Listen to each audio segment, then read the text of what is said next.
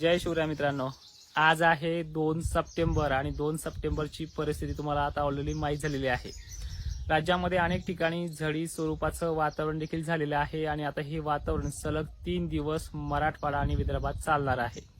आजच्या व्हिडिओमध्ये आपण जे काही महत्त्वाचे मुद्दे आहे परतीच्या पावसासंदर्भात आणि ज्या भागांच्या पाण्याच्या प्रश्नासंदर्भात जे आपण त्या तारखा दिल्या आहे ती तारीख आता फक्त 48 तासावरती येऊन ठेपलेली आहे।